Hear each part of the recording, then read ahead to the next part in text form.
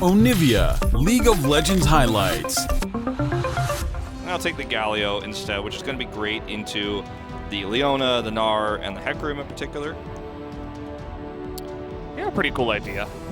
Something you've highlighted many times in the past, right? The potential for just absorb the world, and then all of a sudden, you know, they go down. It's not always just stable. It's hard for pro gamers to always be, you know, great. As we're having another trade down on the bottom side.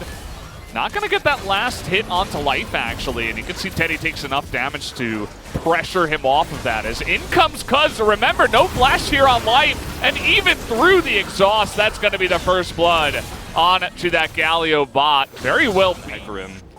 So, you know, I thought he was ready, but he was not, and here we go. This is where it starts. It's what we wanted to see. We wanted to see Khalid up in the top side. He's taken a lot of damage, but 2v1 here. You can imagine that they should get the kill. The flash comes in from Kana as he tries to pick up at least the one onto Klid, but it does not come as, remember, Life still doesn't have flash, but this time around, Klid is here, but the 3-on-3, who wins this one? A perfect Hecarim ultimate onto the three of them, but with the TP coming in, T1 will try to get out of here. BDD, I don't know what that was.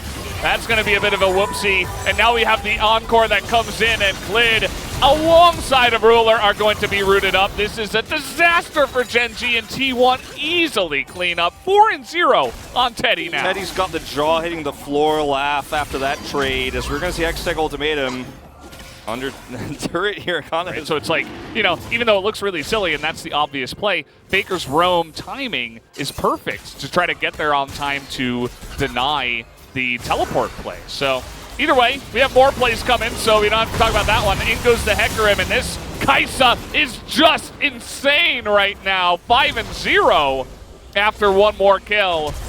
As Life has to flash away. Faker's here once again, so. When you have so much lane, forget. Faker is the most iconic Azir player of all time, so he understands this matchup very well. Oh boy. We're gonna get the sun into the wall, and now Rascal. He's just holding on to his Hecarim ultimate. There you go. Yeah, just going to wait for that perfect moment. See if he really needed to use it because the kill was just so easy, even without it, potentially. Look at all the wards. Look at all the blue wards on the map, top and bottom. Gen G just don't have any vision, so Klid has to stay mid when the Rift Herald gets dropped to make sure that there's no dive on a BDD. T1 know that. They see him not rotating up, and then they make a pick happen. They're going to try to trade this back, though. Hecarim's just too fast. Like, you're just not getting it on top of him. Now Kana is alone. Yeah, he's the one that does get caught out. Not quite as fast as Hecarim. Because T1 are so ahead that this map belongs to them. They're going to kill this turret before the Rift Herald spawns. So this Rift Herald might actually get a charge. Speedy needs to get over here ASAP. This Rift Herald could get a charge on the inhibitor turret if they engage here, and they will. Ooh, they're gonna find Ruler. Thankfully, he took cleanse in this game, but take a look at the damage. I mean, Teddy just hops over the top and says, okay, now you have to leave. Like, they're in just a fantastic spot here to do whatever they want. As, you know, the Hextech Ultimatum, pretty good against Hecarim. Yeah, pretty good against shutting down that horsey. No way out of that one, I'm afraid. So, Gen G, the one way they win this one is they kill Kai'Sa. I think if you don't kill Kai'Sa here, you're probably just going to lose the fight. You could maybe commit, try to get Klid to go for the steal and then back away. But at this point, it looks like T1 just want to turn around on this one. The Encore is pretty lackluster, but still the front-to-back fight is here for T1. They're going to chip away. They catch Rascal. And they don't get much else, so they kill the top laner, but Klid's still with this flash available. There's still that threat of the steal, but T1 far enough ahead that they're just going to start this one up again. They used all of their, you know, combo tools, though, all of their big ultimates here in this fight.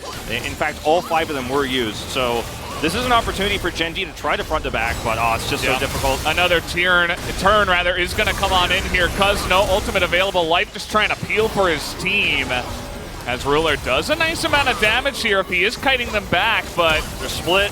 Yeah, the slow rather, is going to come onto Ruler this time around, and he is not going to 200 years this game, as he will be taken out, and now T1 are considering taking the Baron. This is such a cool fight, the first part of that fight, where the killer instinct from Teddy is so perfect because he knows there's actually an invisible line that's drawn by Faker that you can't see, which is his ultimate between the top side of Gen G and where he ults in. And if they try to collapse on him, he's free. And once again, Gen G gonna try to deny this. Yeah, trying to ult on a Clid. Keria is going to die. This is going to come to a 50-50. It goes to the Clid.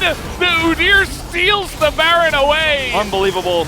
And now they're going to get the double fear, but that is big for Gen G. They buy some time picking up that Baron away from T1. There as well. We actually have a big fight happening right now. This is for the Ocean Drake, and the second Kai'Sa arrives, you turn tail and you run. You're already outnumbered here as Gen G. 9-0. Yeah, you're outnumbered. You're against a fed Kai'Sa. You can't be here. Teddy's like hiding the blue buff while he's getting a kill. There's just nothing he can do. He is the sheriff, and he tells you where you can and cannot go. Control over the map. Okay, again, the one way you can win is if you kill Teddy. Do they have the reach? The answer is no. Absolutely not. 0. Clear the wards, which actually gives Gen G a chance to spot them on the Baron. So they know that this is coming in.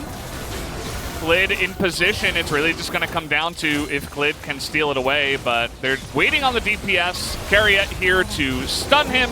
That is going to be a very simple and clean Baron take to the side of T1. And Rascal's going to get mid-turret, but do you really care if you're T1? Not at all. If you're going to grab this Cloud Drake, put yourself one closer to the soul that we probably won't see in this game.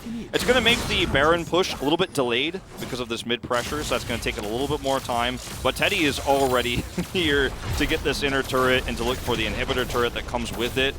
And for Gen G, like you lost the Baron, you couldn't take a fight.